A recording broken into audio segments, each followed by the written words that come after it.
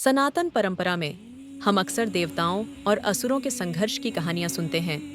असुरों को अंधकार, द्वेष और विनाश का प्रतीक माना जाता है, जो देवताओं के ठीक विपरीत खड़े होते हैं। फिर भी एक प्रश्न हमें गहरे चिंतन में डाल देता है।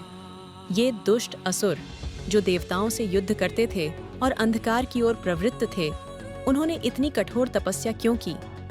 यह एक ऐसा विरोधाभास है जो प्राचीन ग्रंथों के पृष्ठों में रहस्य बनकर छिपा है। जहां एक ओर देवता धर्म की स्थापना के लिए तप करते थे, आर्षि मोक्ष या ज्ञान की प्राप्ति के लिए साधना करते थे, वहीं असुरों की तपस्या का उद्देश्य क्या था? उन्होंने स्वयं को अग्नि में झोंका, कांटों पर बैठे, महीनों तक बिना अन्न जल के रहे और ऐसी चरम साधनाएं की जिनकी कल्पना करना भी कठिन है। इन कठोर तपस्याओं में उपवास, गहन ध्यान और स्वयं को शारीरिक कष्ट देना शामिल था। उनकी यह साधना देवताओं और ऋषियों की तपस्या से कैसे भिन्न थी? यही आज के हमारे चिंतन का विषय है। आइए इस रहस्य के पर्दों को खोलते हुए समझने का प्रयास करें कि असुरों की तपस्या का वास्तविक अर्थ क्या था। असुरों का प्राथमिक लक्ष्य कभी भक्ति या मोक्ष नहीं था। उनकी तपस्या किसी देवी देवता के प्रति प्रेम या समर्पण से प्रेरित नहीं थी, बल्कि सत्ता और वर्चस्व की गहरी लालसा से उपजी थी। उनके लिए तपस्या एक पवित्र अनुष्ठान नहीं, बल्कि एक शक्तिशाली हथियार थी। असुरों की दृष्टि में तपस्या एक ऐसा साधन था जिससे वे ब्रह्मांड के नियमों को अपनी इच्छा अनुसार झुका सकते थे। वे जानते थे कि तपस्या से एक ऐसी ऊर्जा उत्पन्न होती है जिसे अनदेखा नहीं किया जा सकता, भले ही उसका साधक कोई भी हो। यह भक्ति का मार्ग नहीं, बल्कि शक्ति प्राप्त करने का एक रणनीतिक तरीका था। वे इसे एक आध्यात्मिक निवेश मानते थे, जहां शारीरिक और मानसिक कष्ट सहकर वे लौकिक शक्ति का प्रतिफल प्राप्त कर सकते थे। उनका ध्यान आंतरिक शांति या ज्ञान पर नहीं, बल्कि बाहरी प्रभुत्व पर केंद्रित था। इस प्रकार उनकी तपस्या सिर्फ एक अभ्यास नहीं, बल्कि एक युद्ध रणनीति थी। प्राचीन ग्रंथों में यह स्पष्ट रूप से वर्णित है कि सच्ची तपस्या एक विशिष्ट लौकिक ऊर्जा उत्पन्न करती है। यह ऊर्जा इतनी प्रबल होती है कि पूरे ब्रह्मांड पर एक दबाव पैदा करती है, जिसे अनदेखा करना देवताओं के लिए भी असंभव हो जाता है। यह कोई नैतिक नियम नहीं, बल्कि एक ब्रह्मांडीय सिद्धांत है। यह प्रकृति का एक अटल नियम है कि जब कोई जीव, चाहे वह देवता हो या असुर, अत्यंत एकाग्रता और संकल्प से किसी लक्ष्य के लिए प्रयास करता है, तो उसके भीतर और उसके चारों ओर एक ऊर्जा का निर्माण होता है। यह ऊर्जा ब्रह्मांडीय संतुलन को प्रभावित करती है और उसे अपना परिणाम देना ही होता है। इसी कारण जब असुर घोर तपस्या करते थे, तो देवता विचलित हो जाते थे। वे जानते थे कि इस तपस्या से उत्पन्न ऊर्जा इतनी प्रबल है कि इससे प्राप्त होने वाले वरदानों को रोकना उनके वश में नहीं। यह नियम प्रयास और निष्ठा पर आधारित है, न कि नैतिक शुद्धता पर।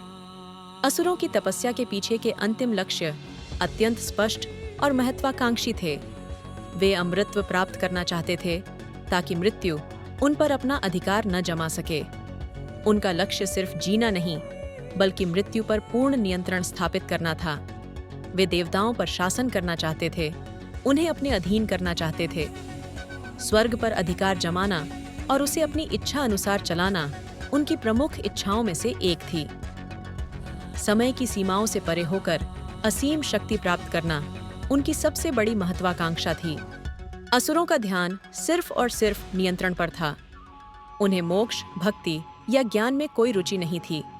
वे इस भौतिक संसार और इसके नियमों पर पूर्ण प्रभुत्व चाहते थे, ताकि कोई भी शक्ति उनके मार्ग में बाधा न बन सके। वृत्रासुर की कथा एक ज्वलंत उदाहरण है।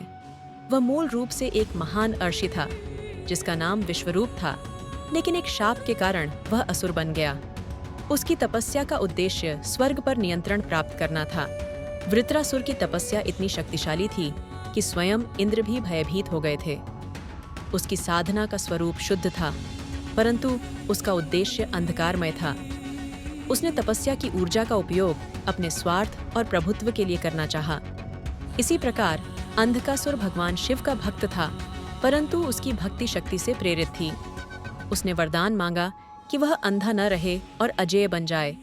उसकी भक्ति में आस्था थी, लेकिन उसका अंतिम लक्ष्य केवल शक्ति प्राप्त करना था। अंततः जिस शक्ति के पीछे वह भागा, वही उसके विनाश का कारण बनी।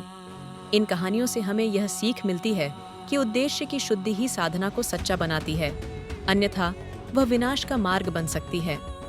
असुरों की तपस्या उनकी आत्मा की उन्नति के लिए नहीं, बल्कि उनके अहंकार की संतुष्टि के लिए थी। ये उनके मैं को मजबूत करने की साधना थी, जिसमें उनकी इच्छाएं ही सर्वोपरि थीं। उनकी तपस्या मैं अमर बनूं, मैं अजेय बनूं, मैं ब्रह्मांड से भी बड़ा बनूं और मैं मृत्यु से ऊपर उठ जाऊं जैसी इच्छाओं से प्रेरित थी। यह आंतरिक शांति की खोज नहीं, बल्कि बाहरी शक्ति के संग्रह का मार्ग था। इस प्रकार की तपस्या ने उन्हें अतुलनीय शक्ति तो प्रदान की, लेकिन कभी सच्ची शांति नहीं दी। उनका मन सदैव भय, असुरक्षा और अधिक नियंत्रण की लालसा से ग्रस्त रहा। शक्ति और शांति का संतुलन उनके जीवन में कभी नहीं आया। ब्रह्मांड प्रयास को पुरस्कृत करता है, यह आवश्यक नहीं कि वह नैतिकता को भी पुरस्कृत करे। यह एक सार्वभौमिक नियम है कि यदि कोई व्यक्ति अपनी ऊर्जा और संकल्प को किसी एक लक्ष्य पर केंद्रित करता है, तो उसे उस दिशा में परिणाम अवश्य मिलते हैं।